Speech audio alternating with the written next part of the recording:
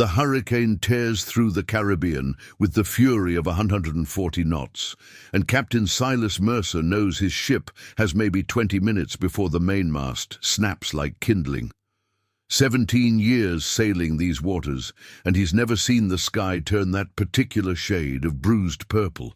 The crew is lashed to anything bolted down, and the bilge pumps are losing their battle against the sea, pouring through every seam. But it's not the storm that makes his blood run cold. It's the woman clinging to driftwood 300 yards off the starboard bow, her white ceremonial robes glowing like a ghost against the black water. His quartermaster screams that she's not worth it, that the rocks are too close, that saving her will kill them all. Silas ignores him, not because he's suddenly grown a conscience, but because of what she's doing with her hands. The gestures are deliberate, precise, cutting through the chaos. Wind signs, the sacred language of the Arawak weather callers, knowledge that died out 50 years ago when the Spanish burned the last temple. Knowledge that could make a pirate captain richer than any treasure fleet.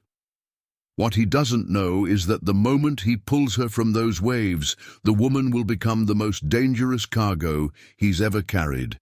And in 72 hours, she'll trap him in his own cabin with nothing but lantern light between them and a choice that will damn or save them both. If you want to discover how a ruthless pirate captain gets trapped by the one woman who can command the very winds he sails, stay until the end, because this story will leave you breathless. And if you love this kind of content, hit that like button and subscribe to the channel right now. Silas Mercer wasn't born a pirate. 23 years ago, he was Lieutenant Commander Mercer of His Majesty's Royal Navy, the youngest officer ever to captain a fifth-rate frigate. He had a wife named Catherine, a daughter named Emma, who was learning to read, and a commission to transport gold from Port Royal to London.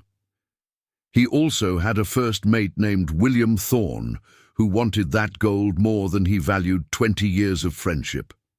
The mutiny happened 3 days out of Jamaica. Thorne slit the throat of every officer who stayed loyal, then gave Silas a choice: watch his family drown or jump overboard and swim. Silas jumped. He swam for 6 hours before a passing merchant vessel found him, delirious and half dead. By the time he made it back to Port Royal, the Admiralty had already branded him a deserter and blamed him for the stolen gold. His family was dead, Thorne was promoted, and Silas Mercer ceased to exist. The man who walked out of that naval court was something new, something colder. He took the name Mercer kept, but lost the Silas for 5 years, until he'd killed enough men that the name no longer felt like it belonged to a husband and father. He learned that the only crew you can trust is one that fears you more than they fear death. He learned that honor is a luxury that gets good men murdered. He learned to sleep with a pistol under his pillow and to never, ever let anyone close enough to betray him. Now at 41, he captains the Serpent's Whisper, a modified brigantine that's faster than anything the Royal Navy can put in the water. His crew of 63 men respects his navigation skills, fears his sword arm, and knows better than to question his orders. He doesn't drink with them, doesn't share their women in port, doesn't learn their names until they've survived 3 raids. The scar that runs from his left eyebrow to his jaw isn't from battle. It's from the night he carved Thorne's initials into his own face as a reminder of what trust costs. He's tall, built like a man who's spent 2 decades hauling lines and fighting hand to hand. His hair is dark with threads of silver at the temples, tied back with leather cord. His eyes are the grey of storm clouds, and they haven't softened in 17 years. He's the kind of man who can navigate by stars alone, who can smell a squall 6 hours before it hits, who can put a pistol ball through a man's heart at 50 paces. He's also the kind of man who hasn't touched a woman with anything resembling tenderness since the day Catherine drowned.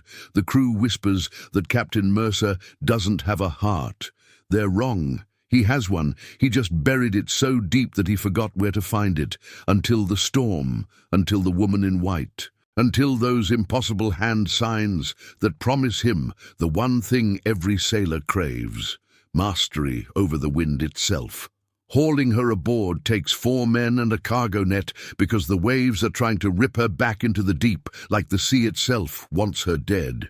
She comes over the rail in a tangle of white cotton and dark wet hair, coughing seawater, and Silas sees immediately that she's not some merchant's daughter who fell overboard. The geometric tattoos on her forearms are faded but unmistakable.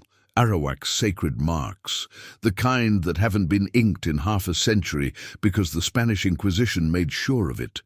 She's on her knees, retching brine onto the deck when she looks up at him. Her eyes are the deepest brown he's ever seen, almost black in the stormlight, and they hold 0 gratitude, only assessment. She's measuring him the way he'd measure an opponent before a duel. Her face is all sharp angles and copper skin, beautiful in a way that has nothing to do with softness. There's a gash above her temple bleeding down the side of her face, and her hands are shaking, but her spine is straight.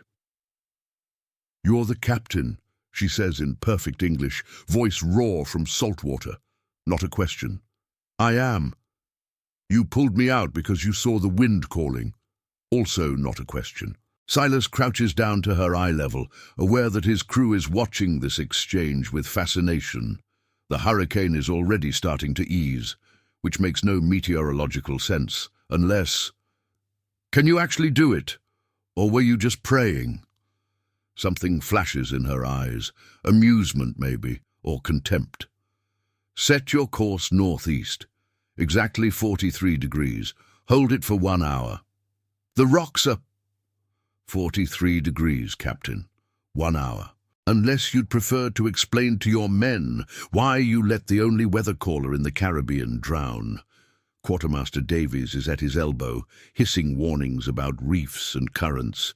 But Silas is watching her hands. They're moving again, subtle gestures that could be nervous fidgeting or could be something else entirely. The wind shifts, not dramatically, but enough that he feels it on his face, tastes the change in the salt spray. He gives the order. 43 degrees northeast. For the next hour, the serpent's whisper threads through channels that shouldn't exist, carried on currents that appear exactly when needed and vanish exactly when they'd become dangerous. The hurricane parts around them like a curtain being drawn back.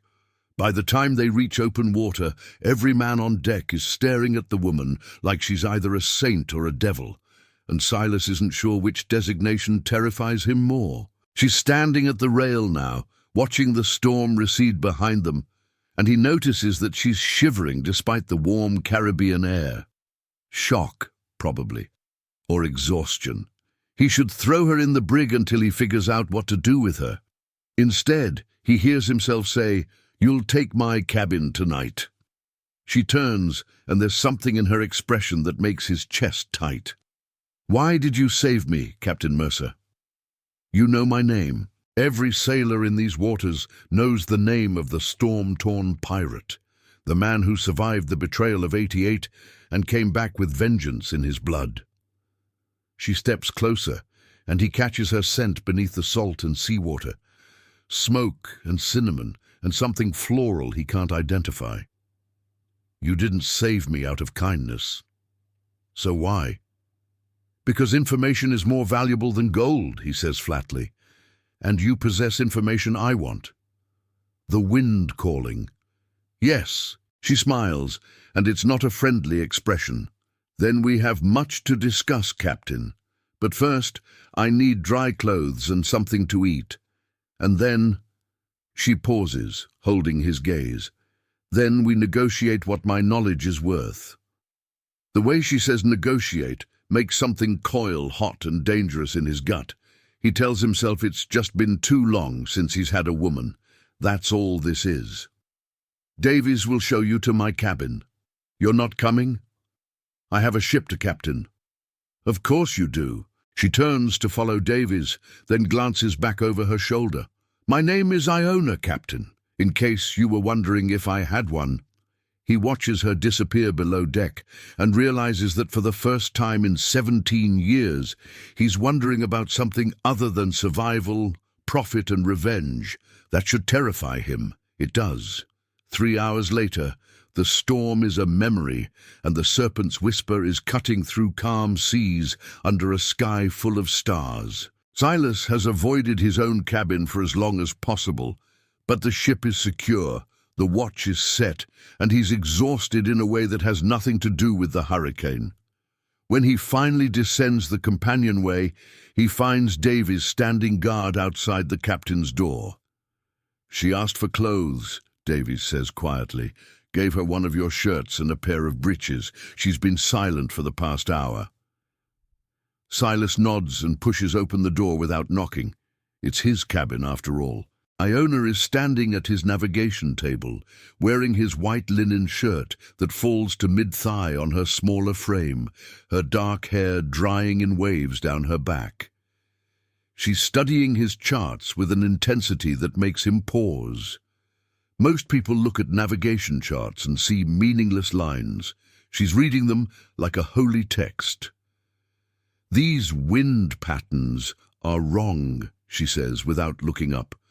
"Those charts are from the Royal Navy's own cartographers. And then the Royal Navy's cartographers are idiots." She taps a section of the Caribbean. "The trade winds shift here in September. Every year, your charts show them constant." "And you know this how?" Now she looks at him, and there's something ancient in her eyes, despite the fact that she can't be more than 28, maybe 30. "Because my people have been reading the winds for 1,000 years, Captain. We knew these waters before your people even knew this hemisphere existed." Silas closes the door behind him, suddenly aware that they're alone in a small space that smells like her now, that cinnamon smoke scent mixing with the familiar leather and gunpowder of his quarters. "Your people are dead. Most of them." No emotion in her voice, just fact. "The Spanish were very thorough, but some of us survived, hidden in the deep islands, keeping the old ways alive." She turns to face him fully, leaning against the table. "Why do you think I was in the water, Captain? Do you imagine I went for a recreational swim during a hurricane? I assumed your ship went down." "I had no ship. I was in the sacred temple on Isla del Viento when the Spanish came." Again. 50 soldiers, led by Father Domingo Cortez. He's been hunting the last weather collars for 5 years. Her hand unconsciously goes to her throat. "They burned the temple, killed the other priestesses. I jumped from the cliff into the sea during the storm because burning alive seemed worse than drowning." Silas feels something crack in his chest. He recognizes that look in her eyes, the one that says she's seen everyone she loves murdered while she survived. He's worn that same look for 17 years. "I'm sorry. Are you?" She tilts her head. "Or are you just calculating how much my knowledge is worth to you? Can't it be both?" She laughs, and it's genuine, surprised. "At least you're honest. Most men would pretend to be noble. I stopped pretending a long time ago." He moves to the cabinet where he keeps his rum, pours 2 measures, offers her one. "You said we needed to negotiate." "I did." She takes the cup, but doesn't drink. "Here's what I know, Captain Mercer. You're the most feared pirate in the Caribbean because you're impossibly lucky with weather. You always seem to catch the wind when you need it, always avoid the worst storms. Your enemies think you've made a deal with the devil. My enemies are idiots. Perhaps, but imagine if your luck wasn't luck at all. Imagine if you had someone who could read the wind, who could tell you exactly when to sail and when to wait, who could call a fog bank to hide you or a squall to scatter pursuit. How much would that be worth? You're offering to crew on my ship. I'm offering a partnership." She sets down the untouched rum. "You want my knowledge. I want protection and a way to strike back at the Spanish who destroyed everything I loved. Father Cortez, specifically. He sails on the Santa Clara, a war galleon that carries Inquisition prisoners to the New World. I want that ship at the bottom of the ocean. I want him dead." Silas studies her face. The determination there is something he recognizes. Revenge. That I understand. I knew you would. That's why I'm here instead of trying to steal a longboat and escape. She steps closer, and he catches that scent again. I know your story, Captain. I know about William Thorne and what he took from you. I know you spent 5 years hunting him before you finally caught him off Tortuga. I know what you did to him before you let him die. His jaw tightens. That story is legend. Half of it isn't true. The half that matters is. You understand what it means to burn for vengeance. She's close enough now that he can see the gold flecks in her dark eyes. So, here's my offer. I teach you the basics of wind reading, enough that you can navigate better than any captain alive. I give you advance warning of storms and calms, and in exchange, you hunt the Santa Clara. You give me Father Cortez. And the wind calling itself, the real power? That takes years to learn, Captain, and it requires a connection to the old gods that you don't have. She smiles slightly. But you'll have me, as long as our arrangement stands. There's something in the way she says that last part that makes his pulse kick. And what happens when you have your revenge? Do you disappear? Do you care? He should say no. He should say that she's cargo, a tool, nothing more. Instead, he hears himself say, "My crew won't accept a woman aboard. They're superstitious." Then make them accept it. You're the captain. She holds his gaze. Unless you're afraid of me, Silas Mercer. No one has called him Silas in 17 years. Hearing his given name in her voice does something to him that he doesn't want to examine. I'm not afraid of you. Liar. She says it softly, almost gently. But that's all right. I'm afraid of you too. The air between them feels charged, dangerous. Outside, he can hear the crew singing a shanty on the night watch. Inside, there's only the creak of the ship and the sound of their breathing. He should establish boundaries, should make it clear this is purely transactional. Instead, he says, "There's only one bed. I noticed. I'll take the floor." That seems unnecessary. She sees his expression and laughs again. I meant that the bed is large enough for 2 people to sleep without touching, Captain. I wasn't propositioning you. I wasn't assuming. Yes, you were, and I was testing your response. She moves back to the table, creating distance. We both need rest. We can share the space like civilized people. Unless you're the type of man who can't control himself around a woman. It's a challenge, one designed to make him prove his honor. Clever. I'm in perfect control. Good. She begins examining the charts again, dismissing him. Then we have an accord.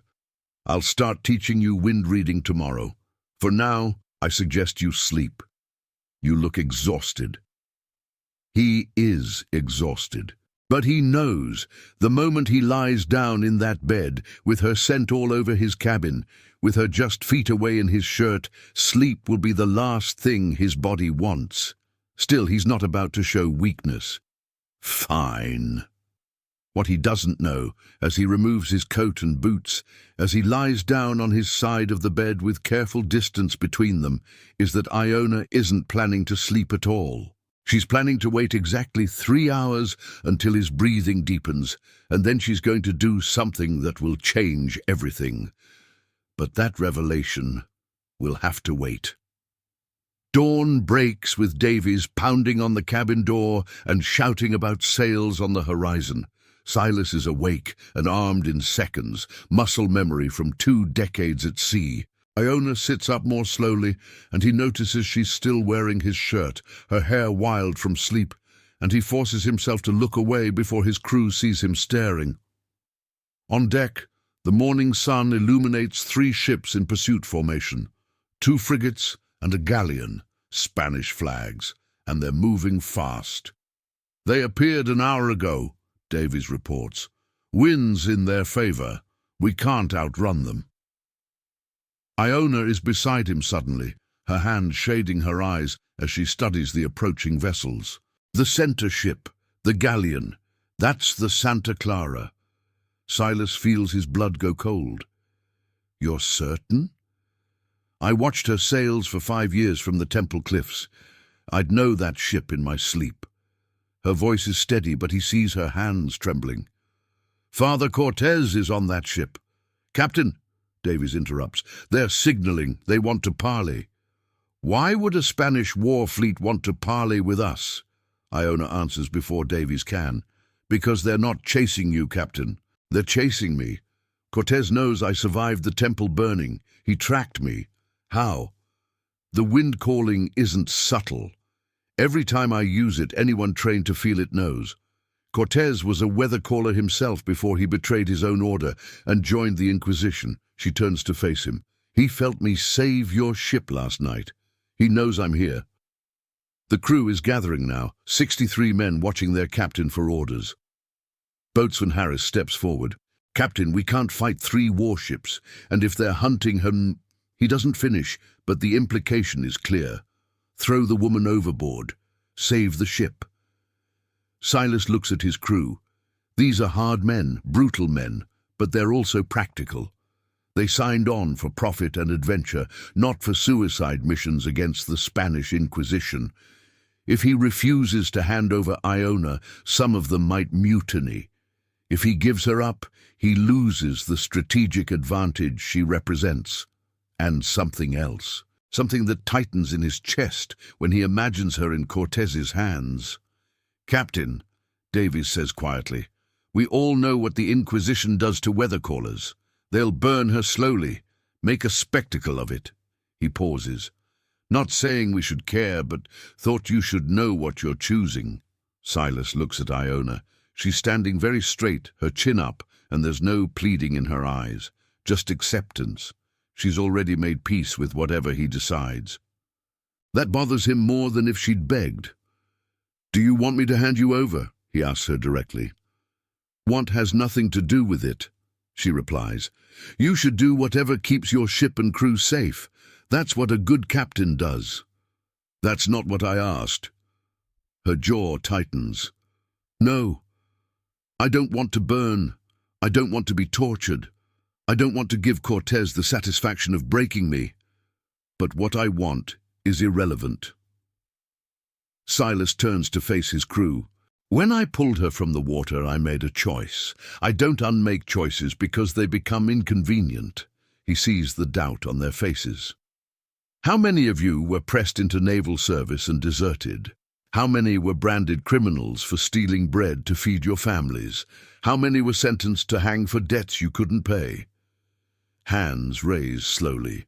More than half the crew. The Spanish, the English, the French, they're all the same. They take what they want and destroy what they can't control. This woman's crime is that she has knowledge they fear. They'll kill her for it, and I won't help them. "Then you'll kill us instead," Harris argues. "We can't fight those ships." "We won't fight them. We'll outthink them." He looks at Iona. "Can you call fog?" Her eyes widen. "Yes, but it will tell Cortez exactly where we are.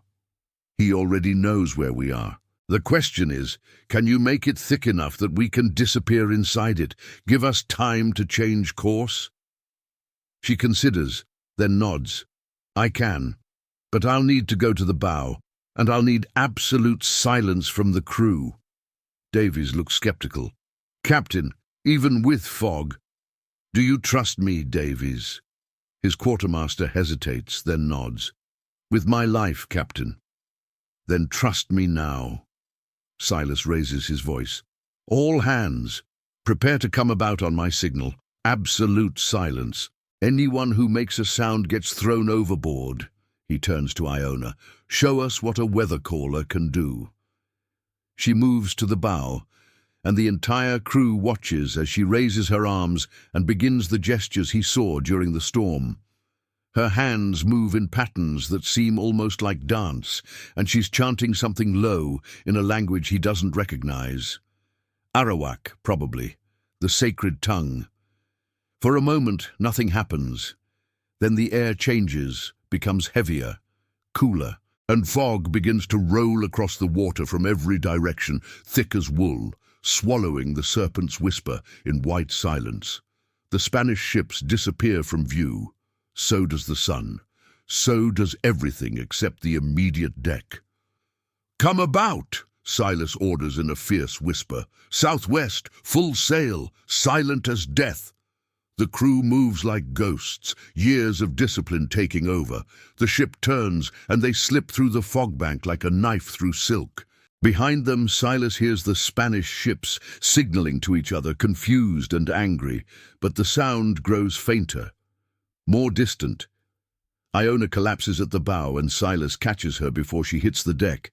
She's shaking, her skin cold and clammy. "I'm fine," she gasps. "Just give me a moment."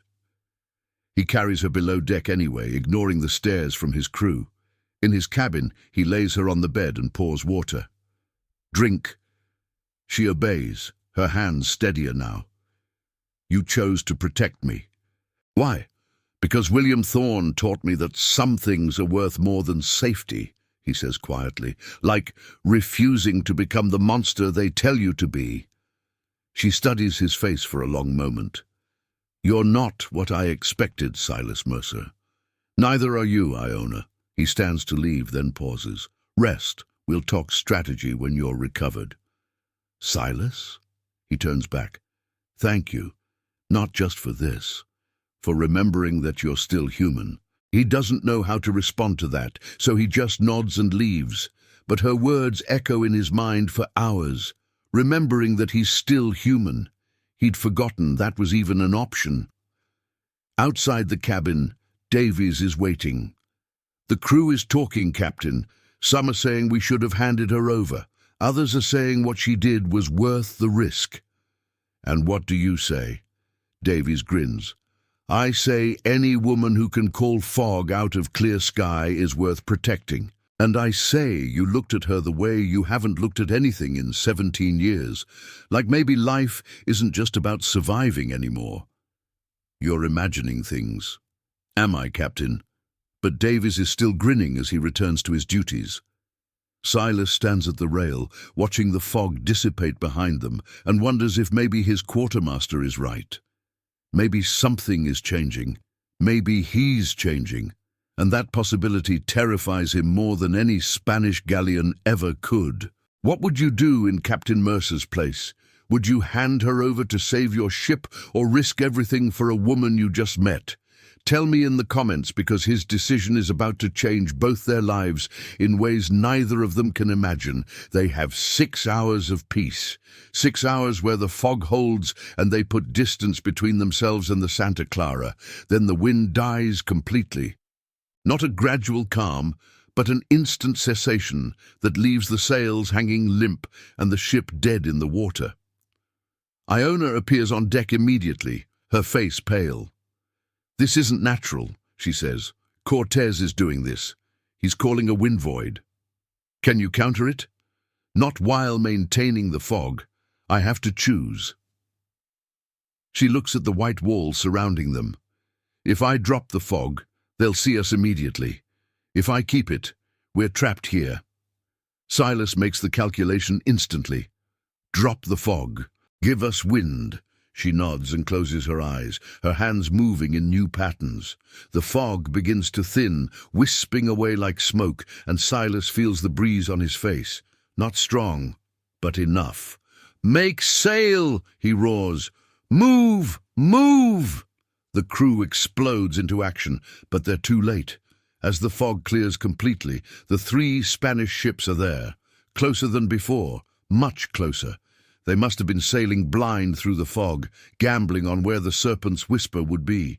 And they guessed right. The Santa Clara's forward cannons fire.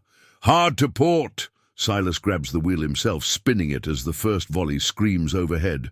Most shots miss, but one catches the mizzen rigging, sending rope and splinters flying. 2 men go down screaming. The crew returns fire, their smaller cannons roaring, but the range is wrong. The shots fall short.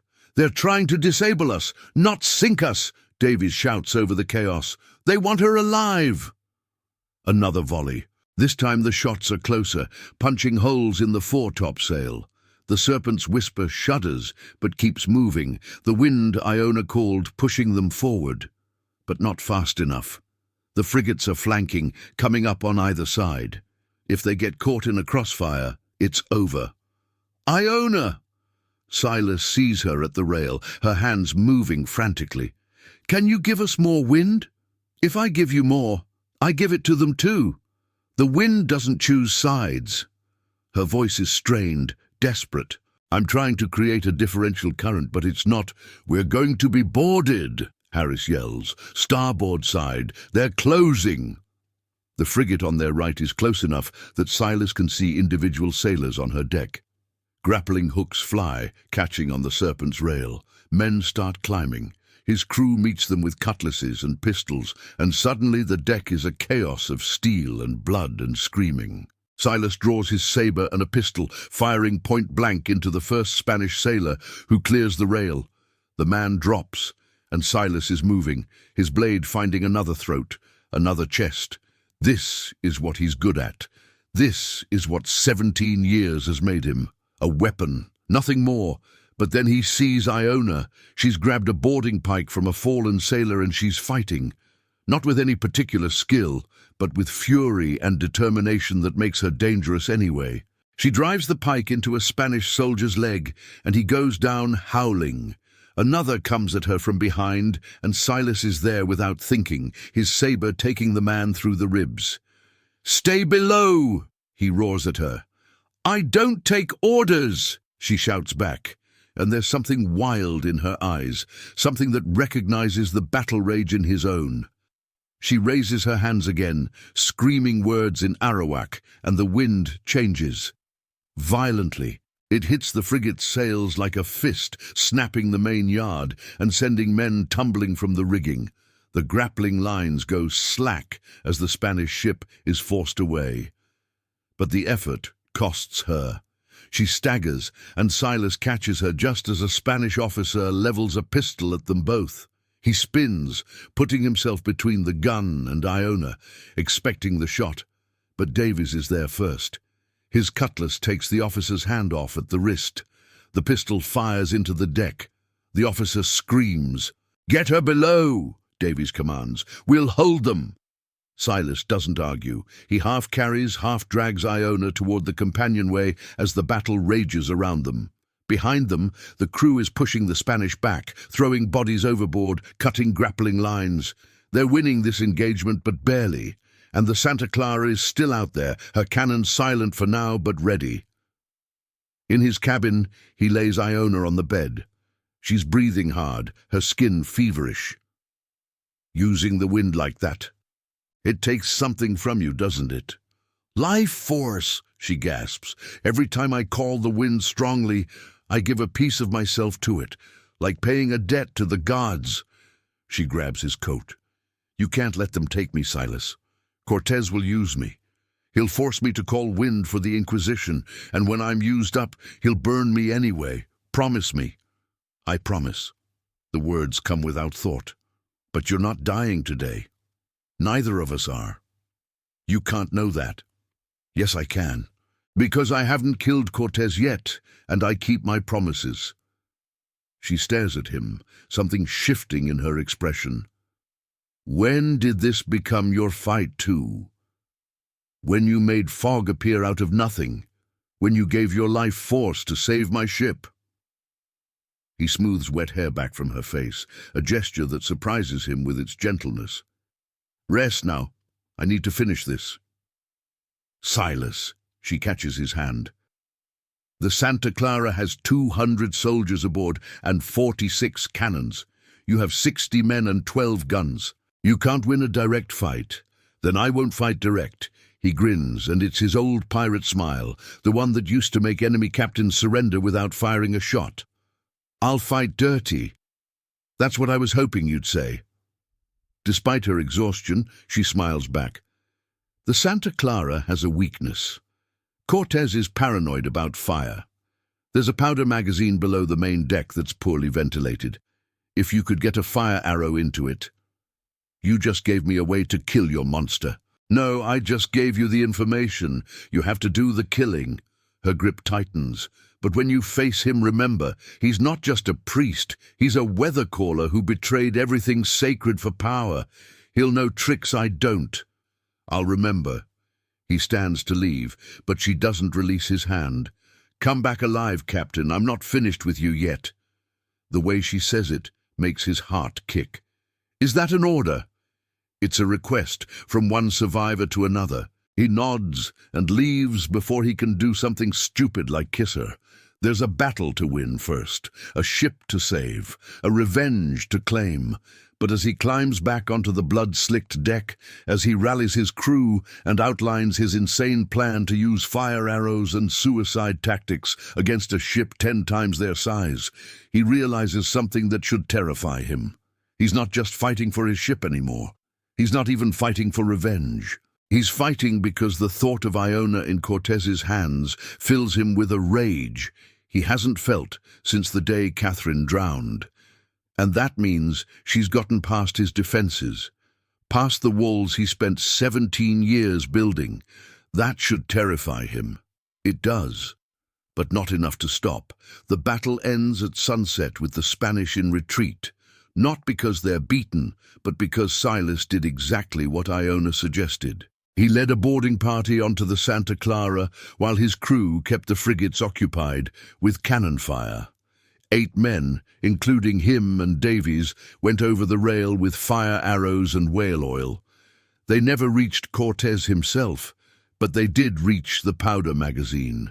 The explosion was spectacular, non-lethal, but spectacular. The Santa Clara limped away with her stern quarter on fire and half her sails destroyed, the frigates following to protect her. But the victory cost them. They lost 12 men, another 8 are wounded, and Silas has a gash across his ribs where a Spanish saber got through his guard.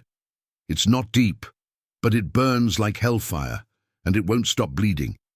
He staggers into his cabin 3 hours after nightfall, exhausted and pain-hazed. Iona is on her feet immediately. "You're hurt." "I've had worse." "That's not the point. Sit down." She pushes him toward the bed with surprising strength for someone who was barely conscious 6 hours ago. "Shirt off."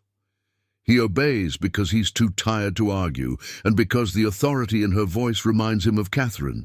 His wife used to order him around just like that. God, he hasn't thought about Catherine in months.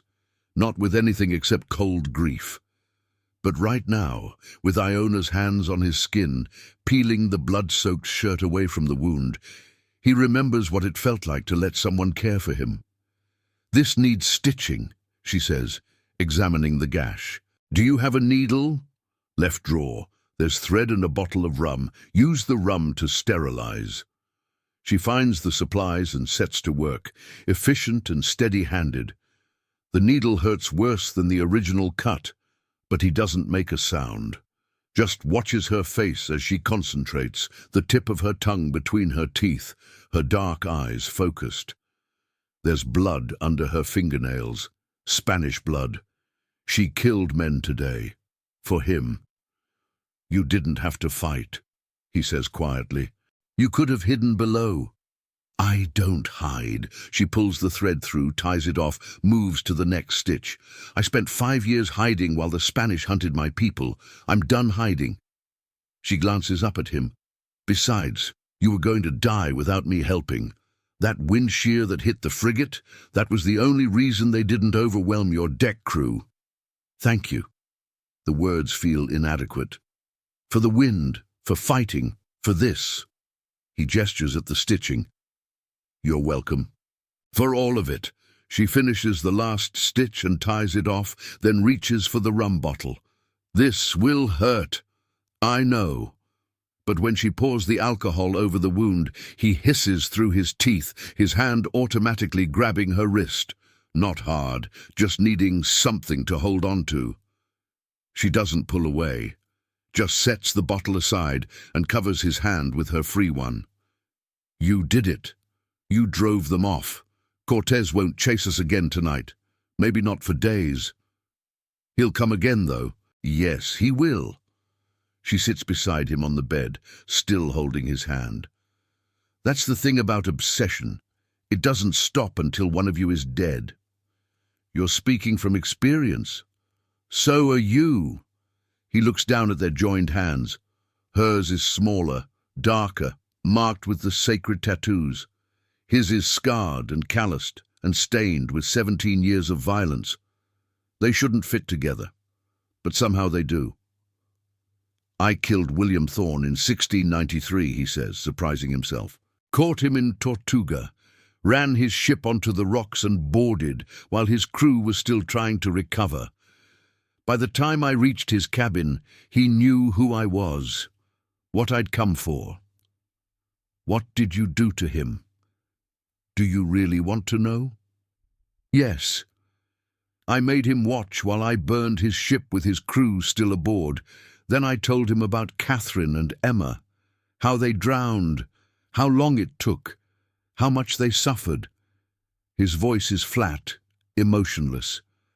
Then I put my knife through his heart and I felt nothing. No satisfaction, no closure, just empty. Iona is quiet for a long moment. Revenge doesn't heal, does it? No, it just makes a different kind of wound. He looks at her. That's why I don't want this to be about revenge for you. You'll kill Cortez and you'll still hurt. You'll still see your sisters burning. You'll still wake up with nightmares. I know. Her voice is soft. But at least I'll have tried. At least I'll have done something other than survive. She shifts closer and he can feel the heat of her body through his skin. You saved me today, multiple times. Why? Because you saved me first. On the deck. You could have used your strength for your own escape, but you helped my crew instead. That's not the only reason. It's not a question. He should lie, should maintain the distance between them. Instead, he says, no, it's not. Then what's the real reason? Because when I look at you, I see... He struggles for words. I see someone who hasn't let the world make her cruel. You've lost everything like I have, but you're still fighting for something other than death and gold, and I'd forgotten that was possible. She raises her free hand and touches his jaw, tracing the scar that runs through his eyebrow. Who did this? I did. After the mutiny. Carved Thorne's initials into my own face so I'd never forget what trust costs. That's the saddest thing I've ever heard. Her fingers are gentle on the old wound. You punished yourself for surviving, didn't you? Yes, I did. For 5 years I watched from the cliffs while the Spanish hunted my people, and I did nothing because I was too afraid to fight, too afraid to use my power and reveal myself, and everyone died anyway. There are tears in her eyes now. So, yes, I punished myself, every day, for being a coward. You're not a coward. You're here, fighting. So are you. Fighting, I mean. Maybe we're both just tired of being survivors. She leans in, and her forehead touches his, and suddenly the air between them is charged with something that has nothing to do with battle or blood. Silas? Yes? Earlier, when I said I wasn't finished with you yet, I didn't just mean I needed your protection. His heart is pounding now. What did you mean? I meant...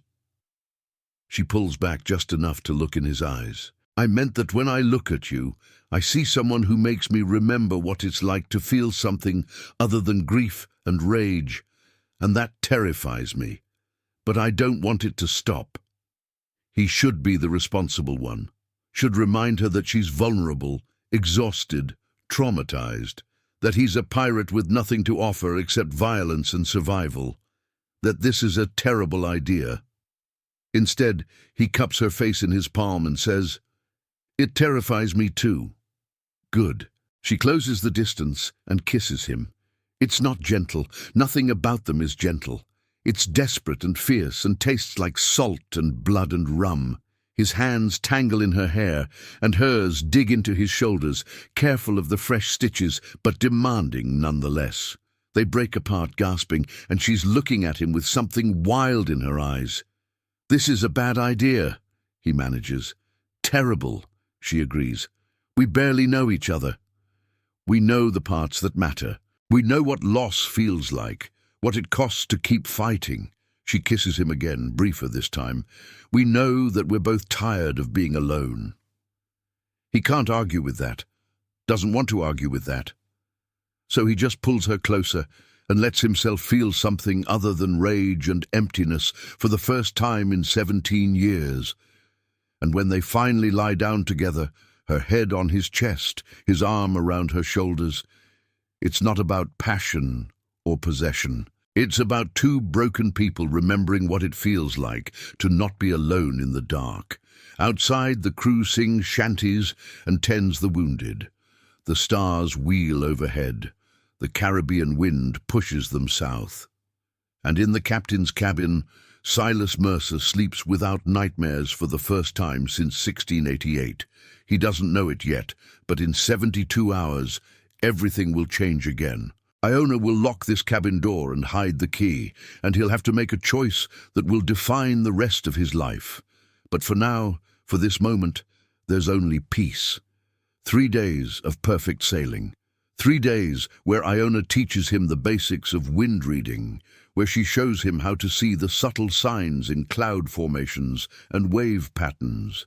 3 days where they fall into a rhythm that feels almost domestic. She corrects his charts. He teaches her swordplay. They eat together, sleep together. And if the crew notices that their captain has softened, that he smiles more often and snaps less frequently, they're smart enough not to comment. Then, on the 3rd evening, as the sun turns the Caribbean gold and red, Iona goes very still at the rail. Silas knows that look now. It means she's sensing something with her weather-caller abilities. "What is it?" "There's a ship approaching. Fast. Using wind that I didn't call, which means—" She turns to him, her face pale. "There's another weather-caller aboard, and they're hunting us." "Cortez." "No. Cortez's power is different. Cruder. This is familiar. This is—" She grabs the rail so hard her knuckles go white. "This is my sister, Kaya, but she's dead. I watched her burn." "You're certain?" "I could feel Kaya's wind call in my sleep. We were twins, connected in ways I can't explain." Iona is shaking now. "But she burned. I saw it. How can she be alive?" They don't have to wait long for the answer. The ship that comes into view an hour later is flying Spanish colors, but it's not a warship. It's a converted merchant vessel, fast and sleek. And standing at the bow, clearly visible as the ships draw within hailing distance, is a woman in white robes identical to Iona's, identical face, identical tattoos, but her hair is shorn short and there are burn scars across one side of her neck and face. "Iona?" The voice carries across the water, amplified somehow by the wind itself. "I know you can hear me, sister." Iona staggers backward, and Silas catches her. "It's not possible," she whispers. "Apparently it is." He signals Davies. "Ready the crew, but no one fires unless I give the order." The Spanish ship comes alongside, close enough that they can see the faces of the crew, all Spanish soldiers, and standing beside Kaya, dressed in the black robes of the Inquisition, is a man who must be Father Domingo Cortez. He's younger than Silas expected, maybe 40, with a handsome face and cold eyes. "Captain Mercer," Cortez calls out, "I believe you have something that belongs to the Holy Office." "I don't belong to anyone," Iona shouts back before Silas can respond. "Kaya, how are you alive?" The burned woman smiles, and there's nothing warm in it. "Father Cortez saved me from the fire, healed me, and I finally understood that our people were wrong to hide our gifts. We should serve the church. Use our power to spread God's truth. You betrayed everything we believed. I saw the truth. Kaya's voice rises. The old gods are dead, Iona. The world belongs to the church now, and we must adapt or perish. Father Cortez has shown me that our power comes from God, not from false idols. Iona looks like she's been stabbed. You've been brainwashed. I've been enlightened. Kaya's expression softens slightly. Come with us, sister. It's not too late. Father Cortez will accept you into the order. You'll be protected, honored. You can stop running. Protected? Iona laughs, and it's a broken sound. You mean enslaved, forced to use my power for the same people who murdered our sisters? Cortez steps forward. Your sisters were heretics who refused to accept Christ's truth. They died because they chose pride over salvation. His voice is smooth, persuasive. But you, Iona, you can still be saved. And you can save your pirate captain as well. The church is willing to offer amnesty to Silas Mercer if he surrenders you peacefully. A full pardon for all his crimes. He can return to England, reclaim his name, live in peace. Silas feels Iona stiffen in his arms. She's looking at him now, and there's fear in her eyes. Not of Cortez, of what Silas might choose. That's a lie, he says flatly. The church doesn't grant pardons to pirates. Not usually, Cortez agrees, but in your case we're prepared to make an exception. You were once an officer of His Majesty's Navy, a respectable man. You can be that man again. All you have to do is give us the woman. And there it is. The choice Silas knew was coming. He can have his life back, his name back, everything he lost 17 years ago. All he has to do is betray the woman in his arms. Davies is at his elbow. Captain, he says quietly, the crew deserves to hear this decision. He's right. Silas raises his voice. All hands, listen to the Spanish offer. Father Cortez has promised me a full pardon if I surrender Iona. He sees hope flash across some faces. Good. They should hope. They should believe there's a way out of this life. It's a generous offer, one that would benefit all of us if it were genuine. It is genuine, Cortez insists. On my authority as an officer of the Holy Inquisition. Your authority means nothing to me, Silas says calmly, because I know what you are, Father. You're a betrayer, just like William Thorne. You turned on your own people for power and called it righteousness. And you expect me to believe you'll honor a promise to a pirate? I am a man of God. You're a man of ambition who wears God's name like a mask. Silas looks at his crew. I've made mistakes, terrible ones, but I learned one truth from those mistakes. You can't build anything real on betrayal, not trust, not safety, not peace. He pulls Iona closer. This woman saved my ship, saved my crew, put her own life in danger for us, and you want me to hand her over to be tortured and enslaved? He shakes his head. I've been the man who makes that choice. I was that man when I let William Thorne live, after I saw him beat a cabin boy to death. I told myself it wasn't my business, that survival was more important than principles, and it cost me everything I loved. Captain, Cortez tries to interrupt. I'm not finished, Silas roars. You offer me my old life back, my name, my respectability, but that man is dead, and I won't resurrect him by repeating his worst mistake. So here's my answer, Father Cortez. You can sail back to whatever hole you crawled out of, and you can tell your superiors that Captain Silas Mercer said to go to hell. The crew erupts in cheers. Not all of them, but most. The ones who don't are the ones who never really believed in anything except gold anyway. They'll probably desert at the next port. That's fine. Kaya is staring at Iona across the water. You choose him over me, over your own blood? You chose Cortez over our sisters, Iona says, and her voice is steady now. You chose comfort over conscience. So yes, I choose him, because at least he's honest about what he is. Then you're both fools, Cortez snaps. Kaya, calm their sails. We'll board and take them by force. But before Kaya can raise her hands, Iona is already moving. Her own hands snap up, gestures quick and precise, and the wind dies around the Spanish ship. Not just dies, reverses. Their sails suddenly billow backward, pushing them away from the serpent's whisper. I'm stronger than her, Iona gasps. I always was. But I can't hold this long. You don't have to. Silas grabs the wheel. Davies, all sails. We run. Now! The serpent's whisper leaps forward, catching the wind that Iona calls for them, leaving the Spanish ship struggling in the unnatural calm. They sail into the gathering dark, and by the time Kaya recovers enough to counter her sister's wind calling, they're gone. In the cabin later, Iona is shaking.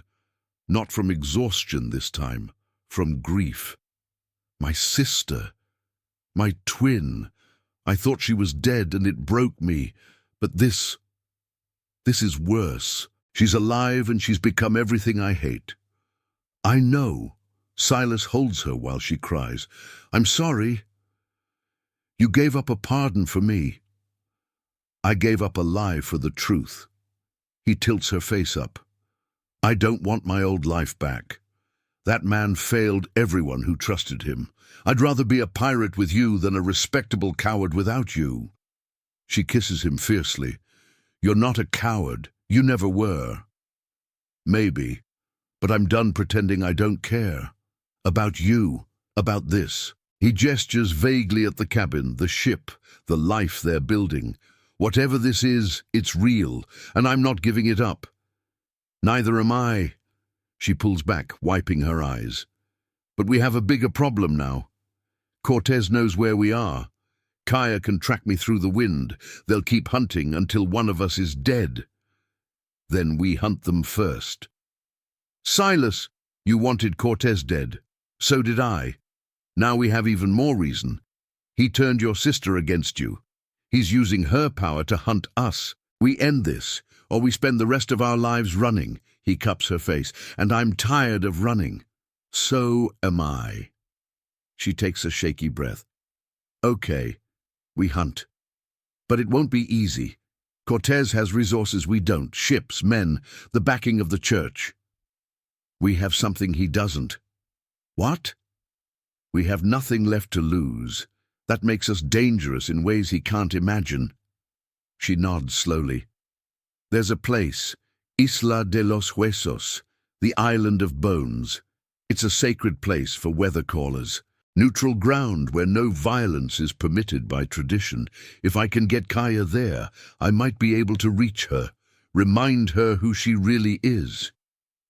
And if she won't listen, then I'll do what has to be done. There's steel in her voice now. She's my sister, but she's also helping the man who destroyed our people. I can't let that continue. Then we sail for Isla de los Huesos. Silas pulls her close. Together. Outside, the stars are coming out. The crew is settling in for the night watch.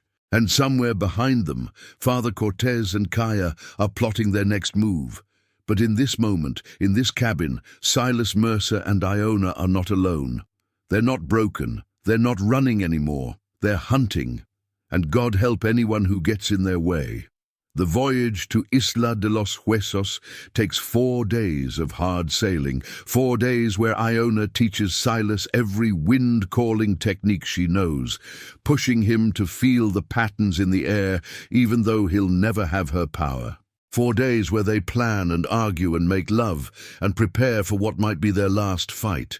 The crew senses the tension and they respond by drilling constantly, sword work, gunnery, boarding tactics. They're as ready as they'll ever be. On the 4th evening, the island appears on the horizon. It's small, barely a mile across, covered in thick jungle with a single white stone temple rising from the center. The beach is black volcanic sand, and there are old bones scattered across it. Animal bones mostly, but some human too. This is a place where things die. The last time I was here I was 15, Iona says quietly. My mother brought Kaya and me for our initiation into the weather-calling sisterhood. We spent 3 days fasting and praying and learning the oldest songs. She touches the tattoos on her arms. These were inked here, in the temple, with needles made from sacred bone. Will Kaya come? She'll come. The tradition is too strong. Even if she's betrayed everything else, she won't violate the sanctity of this place.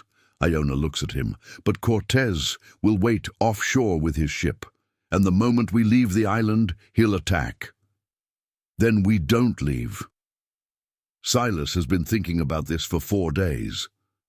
We make our stand here, force him to come to us on ground where his sister's power is limited by tradition. He has 200 soldiers, and we have terrain, surprise, and motivation. He calls Davies over. Gather the crew. It's time they knew the plan. An hour later, 61 men, they lost 2 to desertion at the last port, are assembled on the beach. Silas stands on a rock so they can all see him. You all know why we're here. Father Cortez is coming. He has more men, more guns, more ships. By every reasonable measure, we should run. But I'm not running anymore. I'm making a stand here on this island, and I'm going to kill that bastard priest and free Iona's sister, or die trying. He pauses, looking at their faces. I won't order you to stay. Any man who wants to take a longboat and leave, you can go now with my blessing and your share of the loot. No judgment, no hard feelings. This isn't your fight. No one moves. Davies grins. Captain, if we wanted safe and boring, we'd have joined the Navy. We're pirates. We do stupid, impossible things and laugh while we do them. Hear, hear! Someone shouts, and suddenly the whole crew is cheering. Silas feels something warm in his chest. Pride, maybe, or belonging. All right, then. Here's the plan. He lays it out.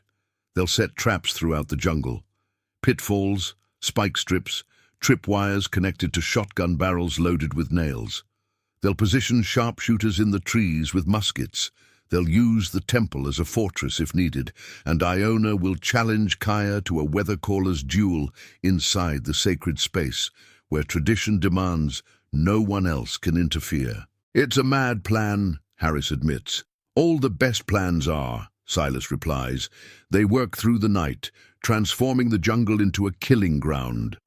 By dawn, the island is ready, and just after sunrise, 3 sails appear on the horizon.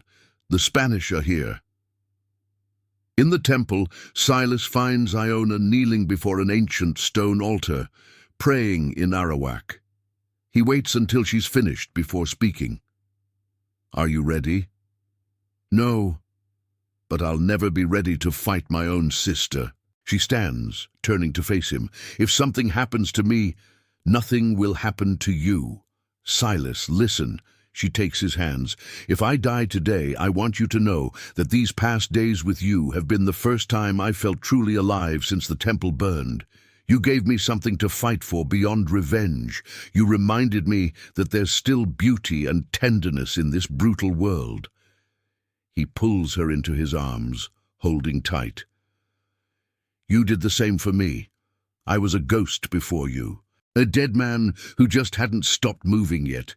You made me remember what it's like to hope, to care about tomorrow instead of just surviving today. Then let's make sure we both have a tomorrow. She kisses him, soft and sweet and desperate all at once. I love you, Silas Mercer. I know it's fast and probably stupid, and we'll probably both die, but I needed to say it. His throat is tight. I love you too. And we're not dying today. We're winning today. And then we're sailing away from here together and finding somewhere quiet where no one is hunting us. That sounds perfect. She smiles, and there are tears in her eyes. Now let's go kill a priest. They walk out of the temple together, hand in hand, and on the beach, Cortez's boats are landing. Cortez comes ashore with 100 soldiers, leaving the rest to guard his ship. He's confident, smiling, dressed in pristine black robes that look absurd on a Caribbean beach. Kaya walks beside him, her burned face impassive. They stop at the tree line, and Cortez raises his hand in a gesture of parley. "Captain Mercer, I see you've prepared a welcome for us." "You're not welcome," Silas shouts back from the temple steps. "This is sacred ground. You violate it at your peril." "Sacred to whom? Dead gods and extinct peoples." Cortez laughs. "I respect no sanctity except that of the Holy Church, and the Church commands me to retrieve the heretic Iona and punish those who harbor her." "Then come and try." Iona steps forward, her voice ringing with power. "Kaya, I invoke the ancient right of sisterhood challenge. You and I in the temple, with no weapons except the wind. The old laws demand it, and you know it." For the first time, Kaya's expression shifts. Uncertainty, maybe pain. "The old laws are dead, sister."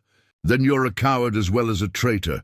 You hide behind Cortez because you know I'm stronger." That does it. Kaya's face hardens. "I accept your challenge. We'll settle this the way our mothers taught us." She looks at Cortez. "The tradition is binding. No one can interfere in a weather-caller's duel." Cortez frowns. "This is superstitious nonsense. You promised me you respected the old ways. Were you lying?" There's an edge in Kaya's voice, the first crack in her loyalty.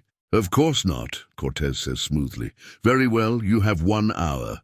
If you emerge victorious, we take Iona and leave. If she wins, she has earned her freedom by sacred law." "He's lying," Silas murmurs to Iona. "The moment you're weakened from the duel, he'll attack anyway." "I know, but it buys us time." She squeezes his hand once more, then walks toward the temple. Kaya follows, and the two sisters enter the ancient stone building together. The doors close. For 10 seconds, there's silence. Then the wind begins to howl. Not natural wind. This is something primal, angry, clawing at the temple walls like a living thing. The trees around the clearing bend nearly horizontal. Cortez's men stumble, grabbing onto each other, onto the boats, onto anything solid.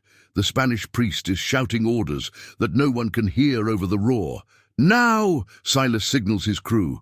The jungle explodes. Muskets fire from the trees, cutting down Spanish soldiers who are too focused on the wind to watch for ambush. Tripwires snap, sending shotgun blasts of rusty nails through the ranks. Men stumble into pitfalls, landing on sharpened stakes. It's chaos and blood and screaming, and Silas leads his crew into the heart of it with his saber flashing.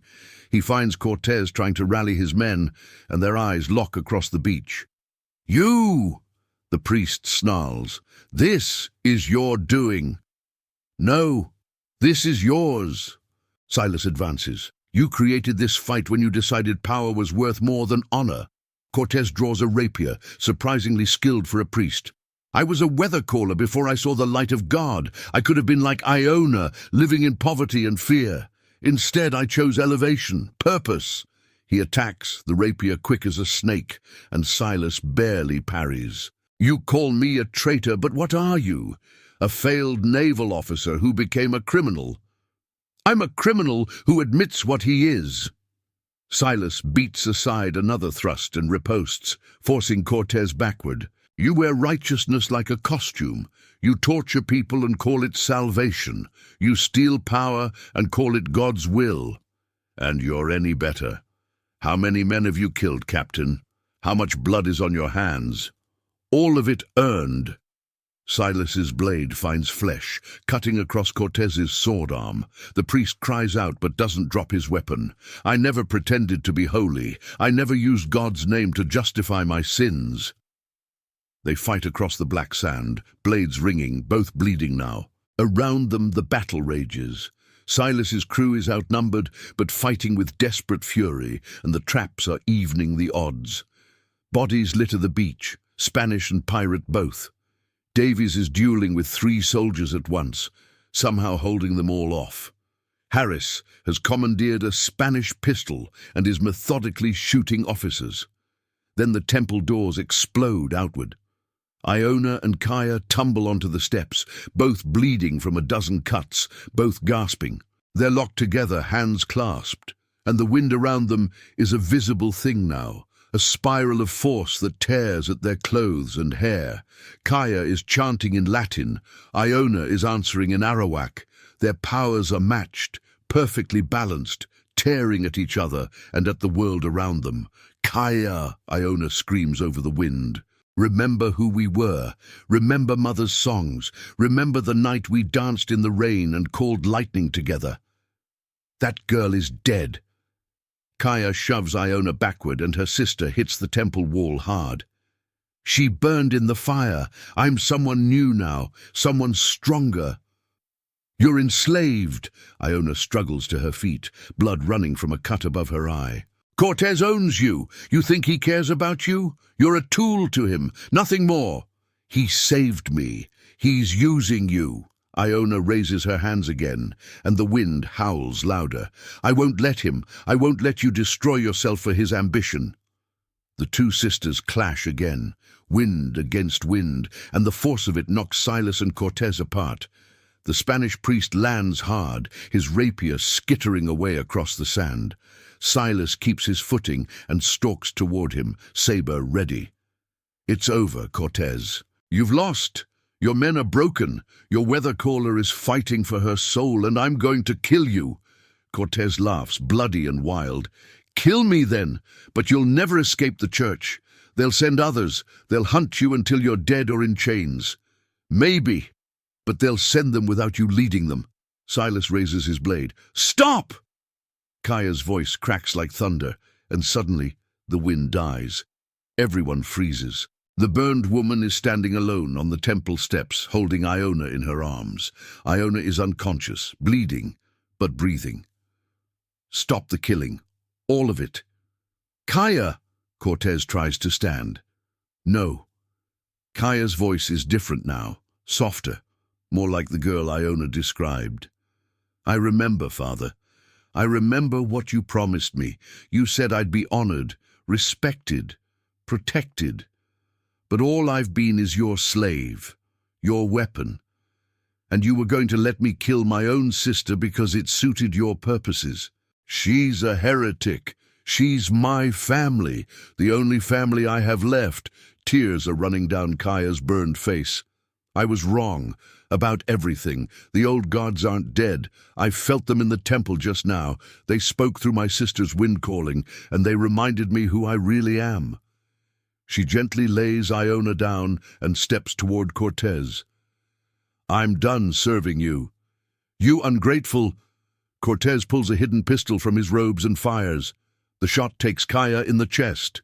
She staggers, surprise on her face, and then she's falling. Silas moves without thinking, his blade taking Cortez through the heart before the priest can fire a second time. Cortez gasps, blood bubbling from his lips, and then he's dead. Iona is awake now, crawling across the temple steps to where her sister lies. Kaya! No, no, no! She cradles the burned woman, and Kaya smiles weakly. I'm sorry, sister, for everything, for choosing fear over faith, for forgetting who we were. Kaya's hand finds Iona's. Will the gods, will they forgive me? They already have. Iona is sobbing. They brought you back to me, didn't they? Even if only for a moment. A moment is enough. Kaya's eyes are distant now. The wind. I can feel it calling me. It's singing Mother's songs. Her hand tightens on Iona's. Don't let revenge destroy you. You have love now. Hold on to it. That's worth more than all the power in the world. I will. I promise. Good. Kaya's eyes close. Tell Silas. Tell him thank you for helping you remember how to love. And then she's gone. The wind sighs once, gently, and then stills completely. Iona holds her sister's body and weeps, and Silas stands guard over them both while his crew finishes rounding up the surviving Spanish soldiers. The battle is over. Cortez is dead. The Santa Clara's crew, seeing their commander fall, has surrendered. It's victory, but it tastes like ashes. They bury Kaya in the temple, according to the old traditions.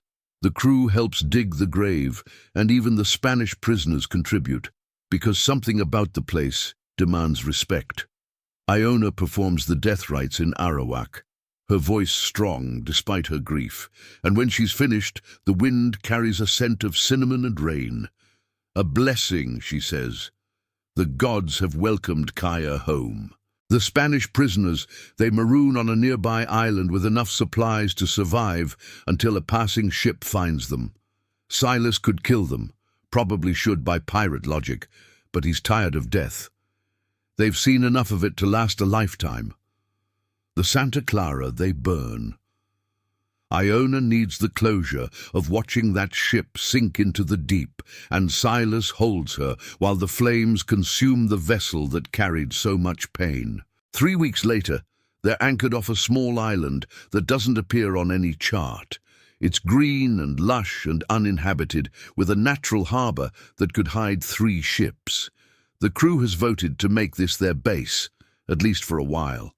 They're rich now, having looted the Santa Clara's hold, and they want to rest before the next adventure. Silas and Iona walk along the beach in the golden evening light, hand in hand, and it feels surreal, peaceful. "What do you want to do now?" he asks her. "You've had your revenge. Cortez is dead. You could start over, find your people who are still alive in the hidden islands, rebuild." "I could," she agrees, "but I don't want to." She stops and turns to face him. "My people are scattered. The ones who survived have made new lives. I can't bring back what was lost, but I can build something new." She reaches up to touch his scarred face. "With you, if you want." "I want." He pulls her close. "But you should know what you're signing up for. I'm still a pirate, still hunted by 3 different navies, still carrying scars and nightmares and enough baggage to sink a ship." "Good. So am I." She grins. "We can be broken and dangerous together." Is that a proposal? It's a statement of intent. She kisses him. "I'm not going anywhere, Silas Mercer. You're stuck with me. Best thing that's ever happened to me." He means it. For the first time in 17 years, he has something more than survival. He has purpose, partnership, love. "What do you say we turn this crew into something more than just pirates? We have a fast ship, a weather caller, and 60 men who just proved they can fight against impossible odds. We could hunt slavers, free prisoners, make the Spanish and English and French navies regret every act of tyranny they've committed in these waters." Iona's eyes light up.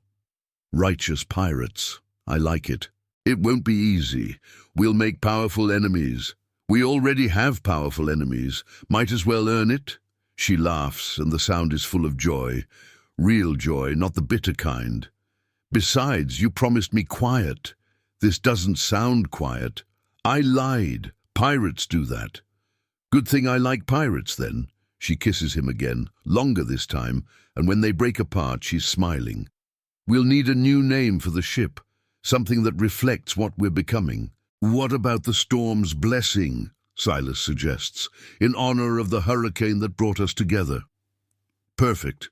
She takes his hand again, and they continue walking. "Tell me about Catherine and Emma, your family.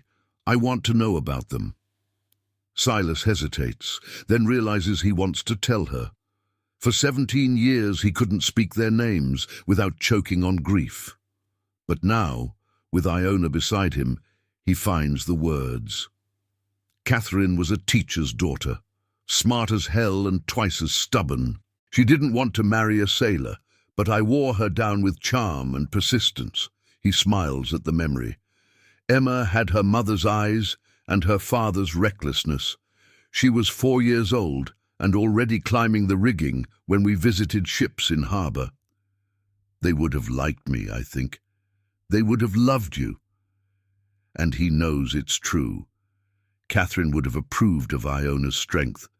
Emma would have begged for stories about weather calling and magic. I think they'd be glad I found you, that I didn't stay alone forever. I'm glad too. Iona stops at a tidal pool, watching hermit crabs scuttle across the rocks. My mother used to say that the wind never forgets, that every breath we take is shared with everyone who came before us and everyone who will come after. So in a way, they're still here. Catherine and Emma, my mother and sisters, Kaya. They're in the wind, watching us, hoping we find peace. Do you think we will find peace? I think we'll find moments of it, between the storms. She looks at him, and that will be enough.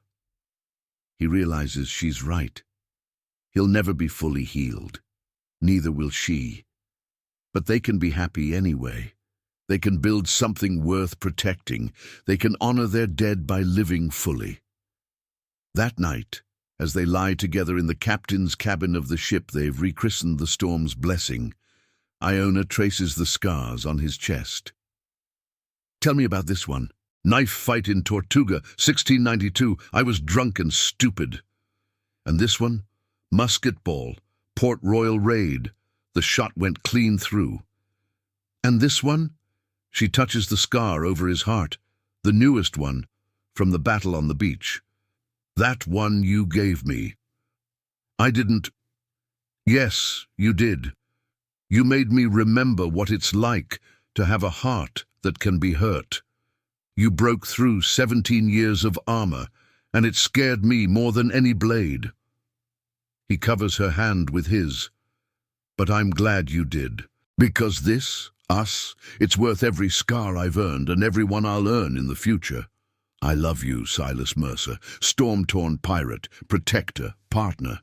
I love you, Iona, weather caller, warrior, the woman who saved me in every way a person can be saved.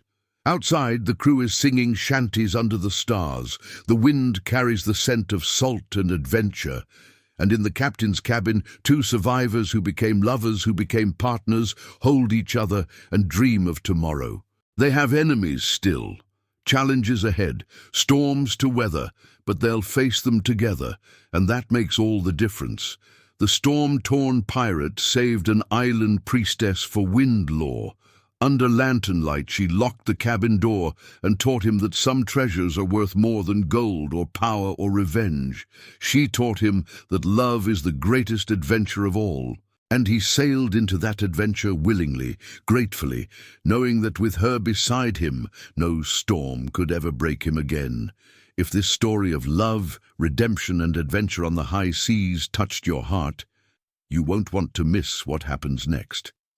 Click on the video appearing on your screen right now to discover another tale of passion and danger in the golden age of piracy. And if you haven't subscribed yet, do it now, because every week brings a new story of love against all odds. Drop a comment below telling me which moment made you feel the most. Was it when Silas chose honor over pardon? When Kaya remembered who she really was? Or when Iona locked that cabin door and changed everything? I read every comment, and your favorites inspire the next stories I tell.